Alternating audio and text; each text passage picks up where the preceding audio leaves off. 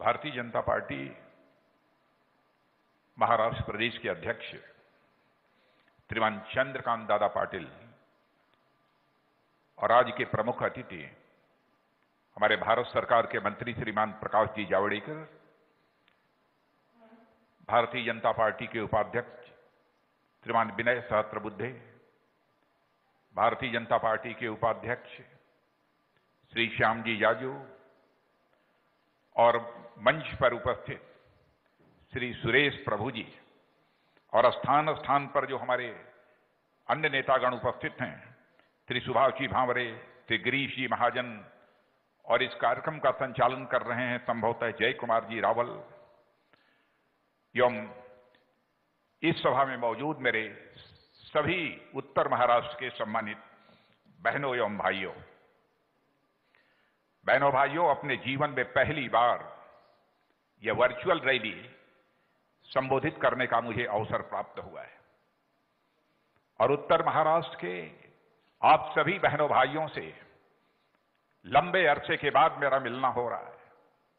इसलिए सबसे पहले मैं अपनी तरफ से शीश झुकाकर उत्तर महाराष्ट्र के सभी बहनों भाइयों का हार्दिक अभिनंदन करता हूं। आप सभी का मैं स्वागत करता हूं। उत्तर महाराष्ट्र के प्रति आभार भी व्यक्त करना चाहता हूं। चाहे 2014 का चुनाव रहा हो, चाहे 2019 का लोकसभा चुनाव रहा हो, चाहे महाराष्ट्र का विधानसभा चुनाव रहा हो, बहनों भाइयों, आपने भारतीय जनता पार्टी को अपनी पार्टी मानकर भरपूर समर्थन देने का काम किया है। इसलिए मैं आप सबके प्रति आभार व्यक्त करना चाहता हूं। 2014 में जब हमारे प्रधानमंत्री नरेंद्र भाई जी मोदी के नेतृत्व में आपने सरकार बनाई, तो देश की जनता की अपेक्षाएं बहुत बड़ी थी और लोग कभी कभी यह भी आशंका व्यक्त करते थे और विशेष रूप से दूसरे दल के लोग आशंका व्यक्त करते थे, क्या नरेंद्र भाई मोदी के नेतृत्व की सरकार 5 वर्षों में हिंदुस्तान की जनता की आकांक्षाओं और अपेक्षाओं को पूरा कर पाएगी कि ये नहीं कर पाएगी। लेकिन 2014 के बाद 5 वर्षों का समय गुजर जाने के बाद जब पुनः लोकसभा के चुनाव हुए, तो बहनों भाइयों, उत्तर महाराष्ट्र ने ही नहीं बल्कि सारे हिंदुस्तान ने हमारे प्रधानमंत्री नरेंद्र भाई मोदी के कामकाज पर अपनी पक्की मुहर लगा दी और 2014 से भी अधिक सीटों पर भारतीय जनता पार्टी को विजय दिलाकर भारत की संसद में भेजा। आपने पुनः भारतीय जनता पार्टी और भारतीय जनता पार्टी का नेतृत्व कर रहे थे नरेंद्र भाई मोदी के प्रति आपने अपना विश्वास व्यक्त किया है। लेकिन जो आपकी अपेक्षाएं थी, मैं विश्वास के साथ कह सकता हूं कि हम सभी उन अपेक्षाओं को पूरा करने के लिए पूरी ताकत लगाकर जितनी कोशिश हो सकती है, हमारी सरकार ने यह कोशिश की है। और इस सच्चाई को केवल उत्तर महाराष्ट्र अथवा महाराष्ट्र नहीं है, बल्कि सारा भारत और सारी दुनिया स्वीकार करती है कि नरेंद्र भाई मोदी के नेतृत्व में अंतर्राष्ट्रीय जगत में भारत की प्रतिष्ठा तेजी के साथ बढ़ी है। इस हकीकत को सभी स्वीकार करते हैं, सभी मानते हैं। और इतना ही नहीं, यह भी मानते हैं कि आर्थिक दृष्टि से भी 2013 में जो भारत की आर्थिक स्थिति थी, वह 2019 आते आते भारत की आर्थिक स्थिति में बेहद सुधार हुआ है।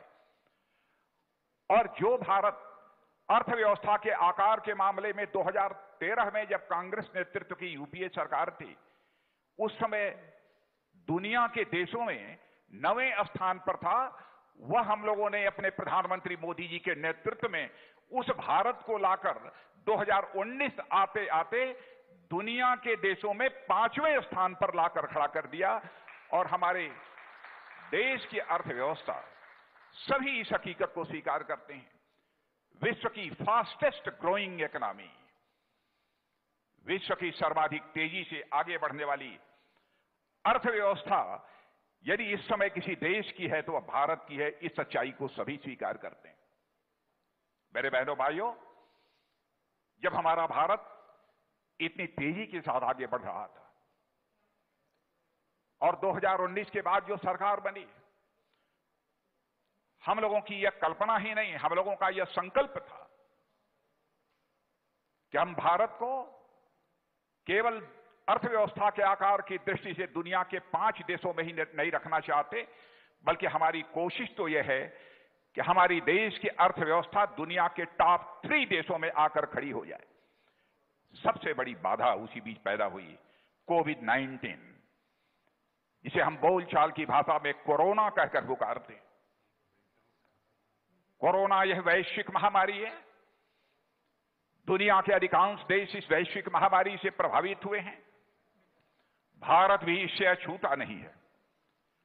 लेकिन कोरोना की इस चुनौती को एक दृढ़ संकल्प के साथ हम लोगों ने भारत में इसे स्वीकार किया है और हमारे प्रधानमंत्री ने कहा है कि कोरोना पर भी यह भारत निश्चित रूप से विजय प्राप्त करने में कामयाब होगा। यह विश्वास और भरोसा हमारे प्रधानमंत्री ने दिलाया है।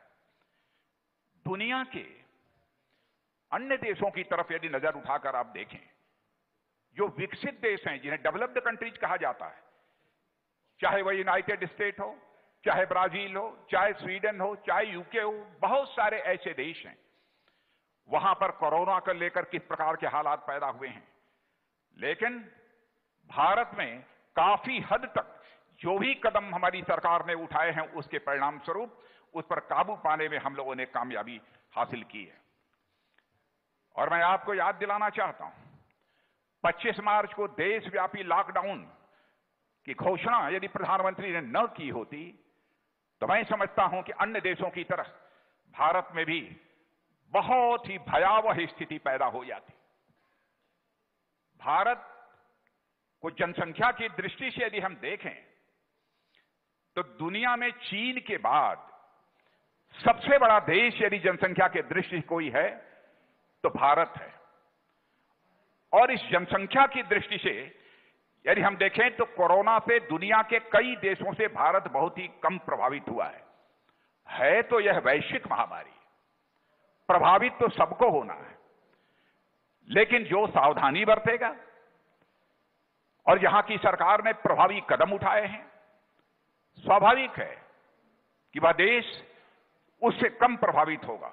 और इसमें हमारे प्रधानमंत्री ने स्वास्थ्य सुरक्षा के लिए जो प्रभावी कदम उठाए हैं, उसी का यह परिणाम है कि दुनिया के बहुत सारे विकसित देशों की अपेक्षा हमारा भारत यह कम प्रभावित हो पाया है। यह संकट कितना बड़ा है, यह महाराष्ट्र के लोगों को बताने की जरूरत नहीं है। महाराष्ट्र और विशेष रूप से मुंबई कितनी बुरी तरह इससे प्रभावित हुआ है, आप सभी अच्छी तरह जानते हैं। केवल महाराष्ट्र कोरोना के संकट से ही प्रभावित नहीं हुआ है, बल्कि एक निसर्ग तूफान का भी संकट महाराष्ट्र की जनता को झेलना पड़ा है। इसके बावजूद मैं महाराष्ट्र की जनता का अभिनंदन करना चाहता हूं कि 2 बड़े संकटों के बावजूद महाराष्ट्र की जनता पूरी ताकत के साथ, पूरी मजबूती के साथ खड़ी है। और क्यों न खड़ी हो, क्योंकि महाराष्ट्र के बारे में जानता हूं कि महाराष्ट्र की धरती यह छत्रपति महाराज शिवाजी की धरती है। शिवाजी जैसे प्रतापी और संकल्पी योद्धा से प्रेरणा लेने का काम महाराष्ट्र की जनता करती है। और मुश्किल क्षणों में अपना रास्ता बनाने की कला यदि किसी को सीखनी होती है तो छत्रपति महाराज शिवाजी के जीवन इतिहास से वह कला सीखते हैं। लेकिन कोरोना को लेकर जिस प्रकार के हालात महाराष्ट्र में पैदा हुए हैं, सचमुच समस्त देशवासियों के लिए वह एक गंभीर चिंता का विषय है। भारत सरकार का जहां तक प्रश्न है, भारत सरकार इस महाराष्ट्र में पैदा हुई कोरोना की चुनौती को से निपटने के लिए जितना अधिकतम सहयोग हो सकता है, वह हमारी सरकार उस मामले में सहयोग कर रही है। लेकिन महाराष्ट्र में जब कभी मैं टेलीविजन के पर्दे पर देखता हूं कि कोई कोरोना का मरीज टेलीफोन करता है एम्बुलेंस बुलाने के लिए, 16-16 घंटे तक एम्बुलेंस नहीं पहुंचती है, तो वह पैदल चलने के लिए मजबूर हो जाता है, तो दिल को बेहद पीड़ा होती है। इतना ही नहीं, जब मैं देखता हूं कि पुलिस में काम करने वाला कोई एएसआई कोरोना से पीड़ित होकर बेड पर बिस्तर पर पड़ा हुआ हो और वह बेड की तलाश कर रहा हो और उसे बेड प्राप्त नहीं होता है तो वह दम तोड़ देता है, ऐसे हालात जब देखने को और सुनने को मिलते हैं तो बहनों भाइयों, उसे बेहद पीड़ा होती है।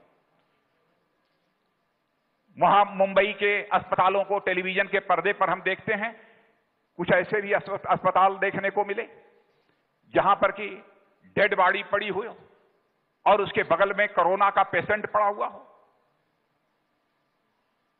तो लगता है कि क्या वहां सरकार नाम की कोई चीज नहीं है?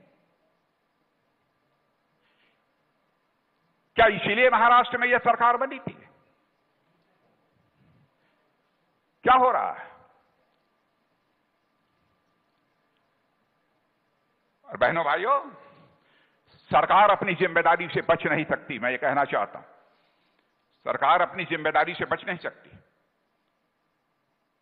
लेकिन फिर भी सरकार को जो भी जरूरत होगी इस संकट से निपटने के लिए हम पूरी तरह से मदद करने को तैयार हैं।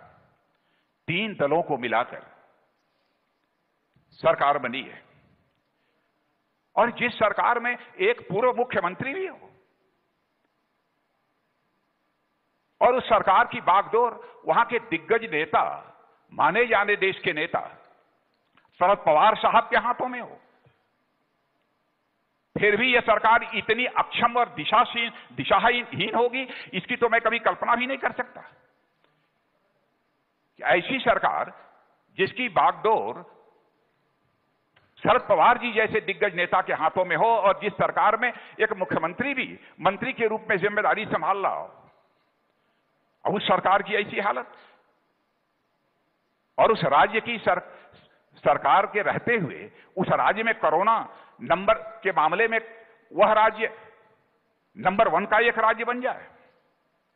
यदि देखना है तो महाराष्ट्र के मुकाबले देखिए उत्तर प्रदेश में, देखिए कर्नाटक के बेंगलोर में, वहां की सरकारों ने संक्रमण को किस तरीके से नियंत्रित करने में कामयाबी हासिल की है। क्या यदि मैं यह कहूं कि यह महाराष्ट्र की सरकार की अक्षमता है तो यह कहना उचित नहीं होगा। लड़ना चाहिए कोरोना से, इस संकट से निजात दिलानी है महाराष्ट्र की जनता को। लेकिन जो इस संकट की घड़ी में अपनी सकारात्मक भूमिका का निर्वाह कर रहा है सेवा भाव से, मैंने देखा टेलीविजन के ऊपर अभिनेता सोनू सूद, अब उनकी आलोचना की जा रही है जो कि इस कोरोना के संकट में फंसे हुए मजदूरों की मदद कर रहे हैं। हमारी सरकार ने भी मजदूरों के लिए किस किस प्रकार की योजनाएं बनाई है, अभी अभी आप लोगों ने यहां पर पर्दे के ऊपर देखा होगा जिसकी की चर्चा हो रही थी। लगता है कि महाराष्ट्र में सरकार के नाम पर सर्कस हो रहा है। डेवलपमेंट के लिए जिस प्रकार का विजन होना चाहिए सरकार का, उस प्रकार का विजन सरकार के पास नहीं है, नजरिया नहीं है। मेरे बहनों भाइयों, जहां तक उस सरकार का प्रश्न है, मैं क्या क्या कहूं। चुनाव जब लड़ना हुआ विधानसभा का तो भारतीय जनता पार्टी और शिवसेना का गठबंधन हुआ, गठबंधन चुनाव लड़ी। लेकिन गठबंधन के बाद सत्ता की हविस में भारतीय जनता पार्टी को धोखा दिया गया। लेकिन मैं भारतीय जनता पार्टी के चरित्र को भी स्पष्ट कर देना चाहता हूं बहनों भाइयों, हम धोखा खा सकते हैं लेकिन धोखा कभी दे नहीं सकते हैं। यह भारतीय जनता पार्टी का चरित्र है।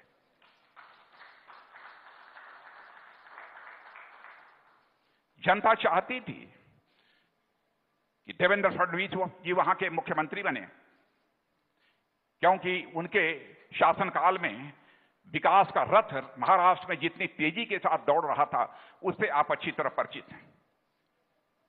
लेकिन एक पार्टी जो हमारे साथ गठबंधन करके चुनाव लड़ी थी, उसका स्वार्थ, वह जनभावना पर भारी पड़ गया। विश्वास नहीं होता है मेरे बहनों भाइयों, क्या वही पार्टी है जिसे हमारे पूज्य बाला साहब ठाकरे ने बनाया था? और मैं यही कहना चाहूंगा उस सरकार से कि महाराष्ट्र को इस संकट से निजात दिलाने के लिए जो कुछ भी आप करना चाहेंगे, क्योंकि सीधे केंद्र कुछ नहीं कर सकता है, हम आपकी पूरी तरह से मदद करने को तैयार हैं। और मैं पुनः आपको, महाराष्ट्र की जनता को विश्वास दिलाना चाहता हूं कि कोरोना संकट पर हम लोग विजय प्राप्त करके ही रहेंगे मेरे बहनों भाइयों। और यह बात मैं क्यों कह रहा हूं?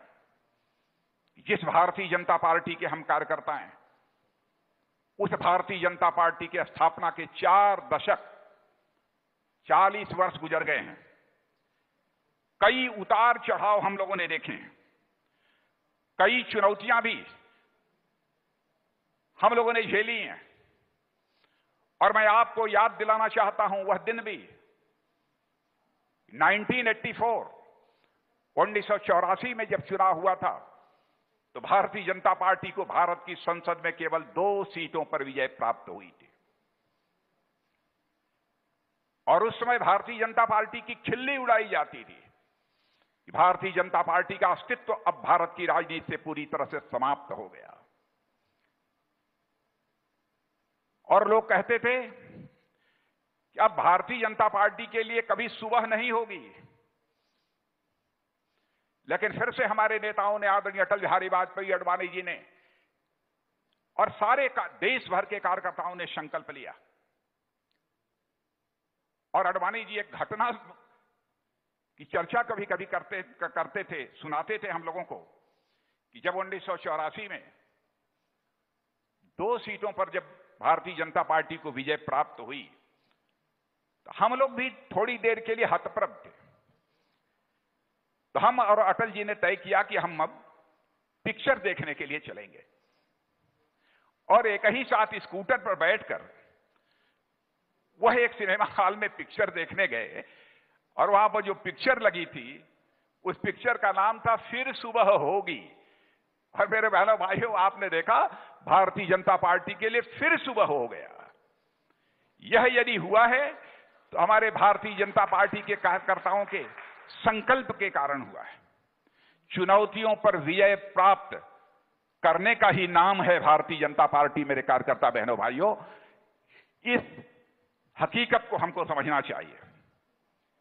वही 1984 जहां पर हमको 2 सीटें प्राप्त हुई थी, आज वही भारतीय जनता पार्टी जिसने 2014 में भी भारत की संसद में स्पष्ट बहुमत प्राप्त किया और 2019 में भी 300 से अधिक सीटों पर विजय प्राप्त करके पुनः अपनी जो है सरकार बनाई है। यानी 2 से लेकर दोबारा तक की यात्रा हम लोगों ने बड़े शान के साथ अपनी पूरी की है। बहनों भाइयों, हम लोगों के साथ देश की 130 करोड़ की जनशक्ति है और प्रधानमंत्री नरेंद्र मोदी जी जैसा एक नेतृत्व है जो दृढ़ इच्छा शक्ति का धनी है। लेकिन इस कोरोना के संकट में भी जिस तरीके से उन्होंने देश को तैयार किया, लोगों ने दांतों तले उंगली दबा ली। जनता कर्फ्यू की घोषणा, जैसे लगा कि सारे देश ने इस जनता कर्फ्यू को अनुशासन पर्व के रूप में लिया हो। उसके बाद लॉकडाउन की घोषणा,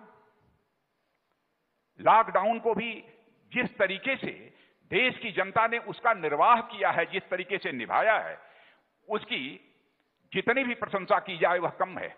और मैं कहना चाहता हूं, भारत ही नहीं बल्कि दुनिया के दूसरे देशों में लोगों ने कहा कि सचमुच यह तो एक चमत्कार का काम किया है।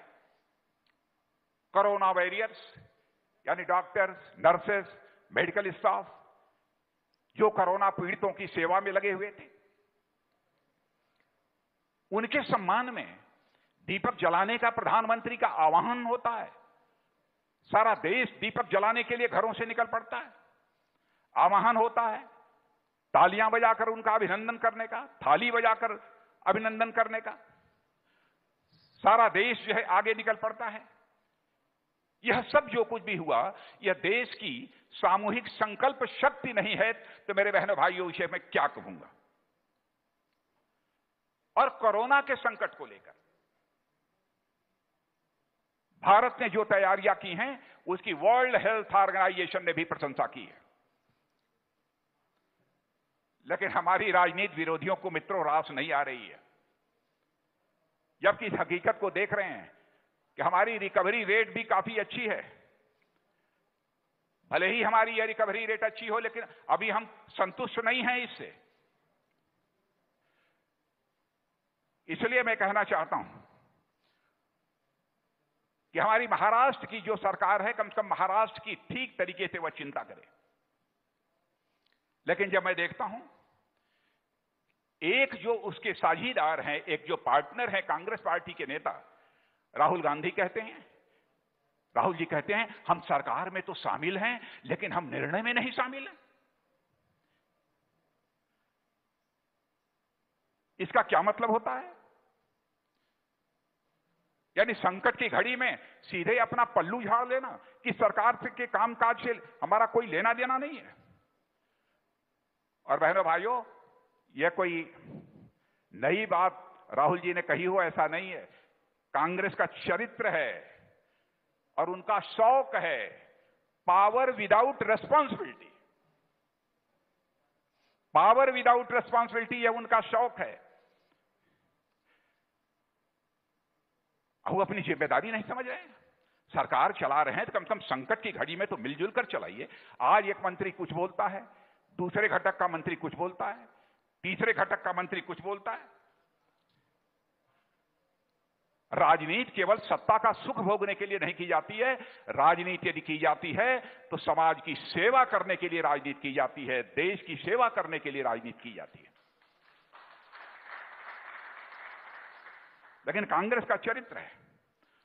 और मित्रों, कांग्रेस पार्टी तो इतनी दिशाहीन हो चुकी है, इतनी डायरेक्शनलेस हो चुकी है कि 2019 का जो लोकसभा चुनाव हुआ है, इस लोकसभा चुनाव में इतनी भी सीटें प्राप्त नहीं हुई कि उन्हें विपक्षी दल की लोकसभा में मान्यता प्राप्त हो सके। इतनी भी सीटें उनको नहीं मिल पाई है। लेकिन जो भी सारी परिस्थितियां हैं, इन्हीं परिस्थितियों में हमें आगे का रास्ता ढूंढना है और पूरी ताकत के साथ, मजबूती के साथ उसी रास्ते पर हमको अपने कदम आगे बढ़ाते जाना है। और बहनों भाइयों, जहां तक देश की अर्थव्यवस्था का प्रश्न है, हमारे देश की अर्थव्यवस्था भी प्रभावित हुई है। दुनिया के सारे देशों की अर्थव्यवस्था इस कोरोना के संकट से प्रभावित हुई है। एक झटका लगा है, लेकिन मैं विश्वास दिलाना चाहता हूं कि हमारे पास जैसा नरेंद्र भाई मोदी जी का नेतृत्व है बहनों भाइयों, और जो उनकी संकल्प शक्ति है, उसके आधार पर हम भारत में जो आर्थिक संकट को, जो भारत को झेलना पड़ा है, इसको हम रिकूप करेंगे। और फिर से जो हमारा लक्ष्य है कि भारत को दुनिया के टॉप 3 देशों की कतार में ले जाकर खड़ा करना, उस कतार को हम खड़ा करेंगे। समय का थोड़ा हेरफेर हो सकता है क्योंकि बीच में एक बहुत बड़ा संकट आया है। और आपने देखा प्रधानमंत्री की सूझबूझ का, किस संकट की घड़ी में जब आर्थिक झटका लगा हो, उन्होंने 20 लाख करोड़ रुपए के एक आर्थिक पैकेज की तुरंत घोषणा कर दी।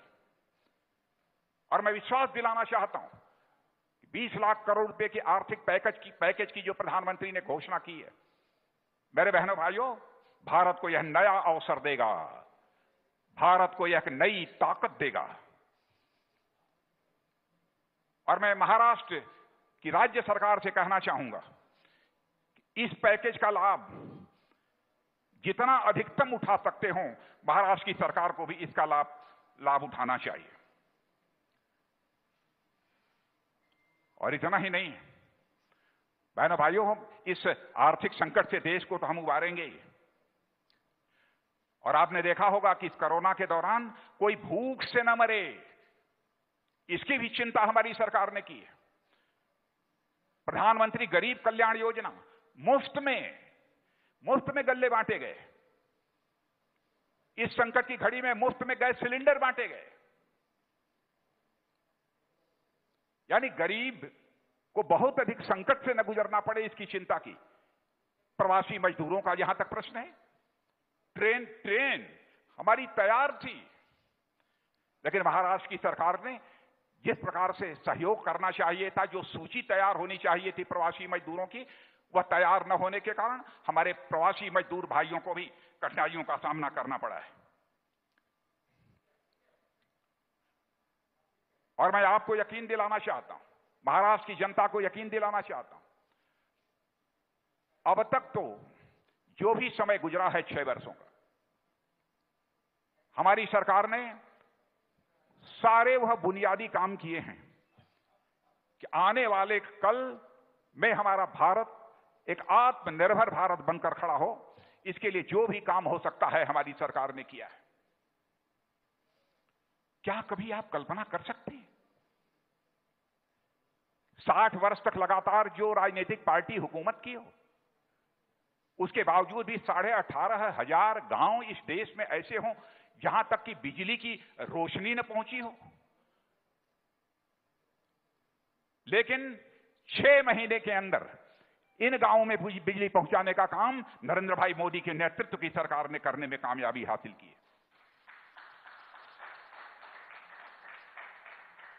क्या कोई इस बात की कल्पना कर सकता था ऐसी सरकार आएगी जो कि देश के हर नागरिक का प्रधानमंत्री जनधन योजना के अंतर्गत बैंकों में अकाउंट खोल देगी? क्या कोई ऐसी सरकार आएगी कि यह संकल्प लेगी कि 2022 आते आते इस हिंदुस्तान में एक भी परिवार शेष नहीं बचेगा जिस परिवार को अपना सिर ढकने के लिए पक्के छत की व्यवस्था न हो जाए? ऐसा एक परिवार नहीं बचेगा। बुनियादी आवश्यकताओं में आप जानते हैं, गरीब तो कभी कल्पना भी नहीं कर सकता था कि गरीब के घर में कभी शौचालय बनेगा। 10 करोड़ से अधिक शौचालय बनवाने का काम हमारे प्रधानमंत्री ने किया है। और बहनों भाइयों, गरीब पहले बीमार होता था, 100-200 हजार रुपए न होने के कारण, 50 रुपए न होने के कारण बीमारी के हालत में दम तोड़ देता था, लेकिन उसकी चिंता करने वाला कोई नहीं था। लेकिन हमारे प्रधानमंत्री को यह बर्दाश्त नहीं था। आयुष्मान भारत योजना चला दी, यानी प्रतिवर्ष 5 लाख रुपए तक का मुफ्त इलाज होगा। मैं दावे के साथ कह सकता हूं कि दुनिया के किसी भी देश में इस प्रकार की स्वास्थ्य सुरक्षा योजना लागू नहीं है जो कि हमारे प्रधानमंत्री ने हमारे देश में लागू किया। क्या हमारे बहनों ने कभी सोचा होगा, बड़ी बड़ी अट्टालिकाओं में, बड़े घरों में हमारी बहनें जब देखती थीं धुआं नहीं निकल रहा है घर से, एलपीजी गैस सिलेंडर उनके घर में है, उससे खाना बनता है, मन में उनके भी ललक पैदा होती रही होगी, लेकिन उनकी मजबूरी थी। घर घर में 8 करोड़ से अधिक परिवारों तक एलपीजी गैस सिलेंडर पहुंचाने का काम भी हमारी सरकार ने किया। इतना ही नहीं, भविष्य को लेकर भी कोई भी गरीब अपने जीवन में पूरी तरह से आश्वस्त रहे, उस संकट से निपटने के लिए उन्होंने व्यवस्था कर दी। गरीब है, छोटा दुकानदार है, व्यापारी है, मजदूर है, 60 साल की आयु के बाद पेंशन की सुविधा उसे मुहैया कराई जाएगी। यह सब सारी मनुष्य की बुनियादी आवश्यकताएं जो होती हैं उनको पूरा करने के लिए यह सब सारे कदम हमारी सरकार ने उठाए। 1 नेशन 1 राशन कार्ड, यानी गरीब यदि महाराष्ट्र में है, यदि उसके पास राशन कार्ड है तो वह मणिपुर में भी चला जाएगा, सिक्किम में भी चला जाएगा, तो भूख से नहीं मरने पाएगा। उस राशन कार्ड के माध्यम से वह सस्ता अनाज प्राप्त कर सकता है, फूड ग्रेन प्राप्त कर सकता है। यह सुविधा यदि किसी ने मुहैया कराई है तो हमारी सरकार ने मुहैया कराई है। गांव, गरीब और किसानों की चिंता करने वाली सरकार है। मेरे बहनों भाइयों, मैं जानता हूं आप सब जो बैठे हैं यहां पर, नासिक के लोग हैं, अहमदनगर के लोग हैं, धुलिया के लोग हैं, जलगांव के लोग हैं, नंदुरबार के लोग हैं, नासिक का अंगूर कोई भूल नहीं सकता, जलगांव का केला भी कोई नहीं भूल सकता। मैं अच्छी तरह जानता हूं क्या हालत है इन गांवों की।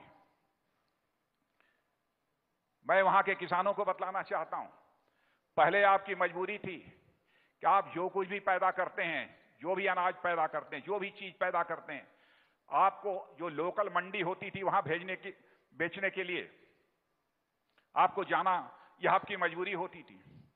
लेकिन एपीएमसी एक्ट को समाप्त करके उसमें संशोधन करके हमारी सरकार ने एक बहुत बड़ा काम किया है।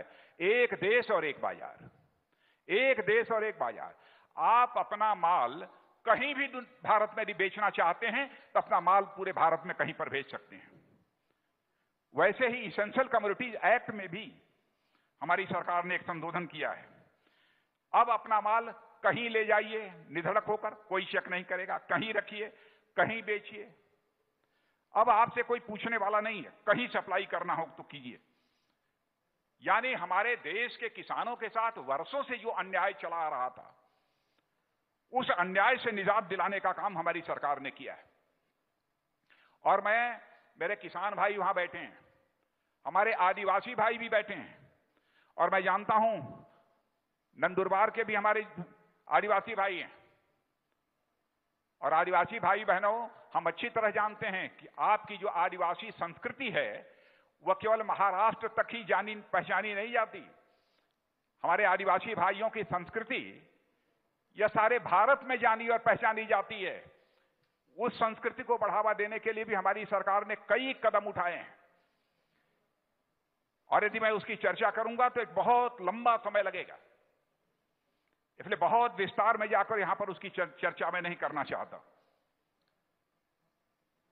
और मैं यही कहना चाहता हूं, खेती में भी आप निजी निवेश करना चाहते हैं, विदेशी निवेश करना चाहते हैं, जितना करें, लेकिन हमारे प्रधानमंत्री का एक संकल्प है, सारी कठिनाइयों के बावजूद 2022 आते आते हम अपने भारत के किसानों की आमदनी को दोगुना करेंगे। यह हमारी सरकार का संकल्प है और इस संकल्प को हम पूरा करके ही रहेंगे। हर बाधाओं को हमने दूर किया है। और क्रेडिट कार्ड पर जल्दी कर्ज नहीं मिलता है। लोगों की, हमारे किसानों की हमसे शिकायत रहती थी। मैं भी किसान हूं, मैं भी गांव का रहने वाला हूं, किसानों के दर्द को अच्छी तरह मैं समझता हूं। और किसानों के लिए कंसेशनल रेट पर कर्ज मिल सके क्रेडिट कार्ड के माध्यम से हमारे प्रधानमंत्री ने 2 लाख करोड़ रुपए की व्यवस्था की है। 2 लाख करोड़ रुपए की व्यवस्था की है। मछली पालने वाले और हमारे डेयरी जो उत्पादक हैं, अब उन किसानों को भी क्रेडिट कार्ड की सुविधा मिलेगी। सस्ते दर पर उन्हें कर्ज प्राप्त होगा। मेरे बहनों भाइयों, यानी समाज की अंतिम सीढ़ी पर रहने वाले लोगों की चिंता भी हमारी सरकार ने भरपूर की है। उसमें कहीं से किसी भी प्रकार की कोई कमी हमारी सरकार ने नहीं रखा है। अभी कार्यक्रम प्रारंभ होने के पहले आप लोगों ने देखा, मैं देख रहा था कि एक कार्यक्रम चल रहा था। उस कार्यक्रम में कहा था, ये चल रहा था कि हर घर में नल और हर नल में जल। क्या भारत का किसान, गांव में रहने वाला गरीब, हमारा आदिवासी भाई, कभी उसने कल्पना की होगी कि हमारे घर में भी नल के माध्यम से हमको जल मिलेगा? लेकिन हमारे प्रधानमंत्री का संकल्प है कि 2024-2025 आते आते, समाप्त होते होते, बहनों भाइयों, हम इस देश के हर घर में नल और हर नल में जल की हम व्यवस्था करेंगे। यह हमारे प्रधानमंत्री का संकल्प है। बेरोजगारी का संकट भी बहुत बड़ा संकट है। बेरोजगारी से संकट से भी निजात दिलाने के लिए हम नहीं देख सकते लंबे समय तक।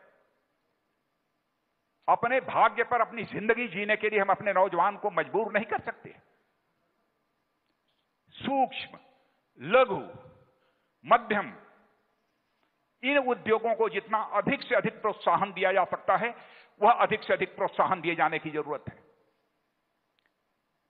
और हमारी सरकार ने 3 लाख करोड़ रुपए तक की एक मुकम्मल व्यवस्था की है। और पहले तो 200 करोड़ से नीचे का भी यदि टेंडर होता था तो विदेशी कंपनियां आती थी, हड़प के ले जाती थी। भाइयों भाई, 200 करोड़ तक के टेंडर, अब भारतीय कंपनियां ही उसमें भाग लेगी, इस प्रकार की भी पक्की व्यवस्था की है। संकल्प है हमारे प्रधानमंत्री का भारत को आत्मनिर्भर भारत बनाने का, वह पूरा होकर रहेगा। बहनों भाइयों, मेक इन इंडिया जो भी बनना चाहिए भारत में बनना चाहिए। मेड इन इंडिया बाहर के भी हो तो भारत में आकर बनाओ। हम केवल दुनिया के दूसरे देशों से आयात करें, इंपोर्ट करें, ऐसे हालात नहीं होने चाहिए। हम दुनिया के दूसरे देशों को एक्सपोर्ट करना चाहते हैं। भारत लंबे समय तक इंपोर्टिंग कंट्री नहीं रहेगा। बहनों भाइयों, भारत को हम एक्सपोर्टिंग कंट्री बनाकर ही दम लेंगे, यह हमारे प्रधानमंत्री का संकल्प है। दुनिया के देशों को एक्सपोर्ट करने वाला यह हमारा देश बनेगा। डिफेंस, रक्षा मंत्रालय की जिम्मेदारी मेरे ऊपर है। आप लोगों को भी लगता होगा कि इस समय भारत और चीन, इसको लेकर एक चर्चा है। कांग्रेस के लोग हम लोगों के ऊपर लगातार तीर पर तीर चलाए जा रहे हैं। बहनों भाइयों, भारत चीन को सीमा को लेकर एक विवाद का सिलसिला लंबे समय से चला आ रहा है। हम चाहते हैं कि यह सीमा का विवाद जल्दी से जल्दी सुलझना चाहिए। आज मैंने देखा कि कांग्रेस के वरिष्ठ नेता ने और साथ ही साथ राहुल जी ने पूछा कि, और एक और बड़े सांसद ने पूछा विरोधी दल के, कि सरकार को आकर बतलाना चाहिए कि भारत और चीन की सीमा पर क्या हो रहा है। मैं देश का रक्षा मंत्री होने के नाते मैं कहना चाहता हूं, जो कुछ भी कहना होगा भारत की संसद में खड़े होकर मैं साफ साफ कहूंगा, दो टूक कहूंगा, इस देश की जनता को गुमराह नहीं करूंगा। इस समय भारत और चीन दोनों के बीच मिलिट्री लेवल पर भी बातचीत चल रही है और डिप्लोमेटिक बातचीत भी चल रही है। अभी 6 तारीख को जो बातचीत हुई है, बातचीत काफी पॉजिटिव रही है, काफी सकारात्मक रही है। भारत और चीन दोनों इस बात पर सहमत हुए हैं कि आगे भी सीमा विवाद को सुलझाने के लिए और इस समय का जो टसल है उसे सुलझाने के लिए यह बातचीत का सिलसिला हम लोगों का आगे चलेगा। लेकिन मैं समस्त देशवासियों को मैं विश्वास दिलाना चाहता हूं, एक तो नेतृत्व हमारे भारत का एक सशक्त व्यक्ति के हाथों में है, नरेंद्र भाई मोदी के हाथों में। मैं आपको यकीन दिलाना चाहता हूं बहनों भाइयों, हम लोग किसी भी सूरत में भारत के सम्मान और स्वाभिमान पर चोट नहीं पहुंचने देंगे। समस्त देशवासियों को इस वर्चुअल रैली के माध्यम से मैं विश्वास दिलाना चाहता हूं। भारत की नीति रही है कि हम किसी के सम्मान और स्वाभिमान पर न चोट पहुंचाने की कभी कोशिश करते हैं और न हम अपने मान सम्मान और स्वाभिमान पर चोट बर्दाश्त कर सकते हैं। यह हमारे भारत का चरित्र है। इसलिए मैं कहता हूं, इसको लेकर बहुत हम लोगों को समझाने की कोशिश मत करिए। दो देशों का विवाद हो तो दलगत भावनाओं से ऊपर उठकर सबको एक साथ खड़े होना चाहिए। आप जब हम मांग रहे हैं, आप अपनी पार्टी की हालत देखिए।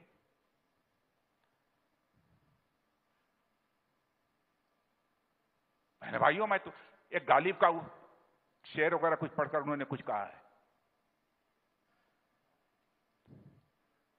मैं यहां पर मैं कहना चाहूंगा, मैं उसका जवाब देना चाहूंगा। राहुल जी, हाथ में दर्द हो तो दवा कीजिए। यदि हाथ ही जब दर्द हो तो क्या कीजिए? हाथ में दर्द हो तो दवा कीजिए, यदि हाथ ही जब दर्द हो तो क्या कीजिए? क्या कहेंगे? हमारे देश की सेना शौर्य और पराक्रम पर विश्वास होना चाहिए। इस प्रकार की बातें नहीं की जानी चाहिए।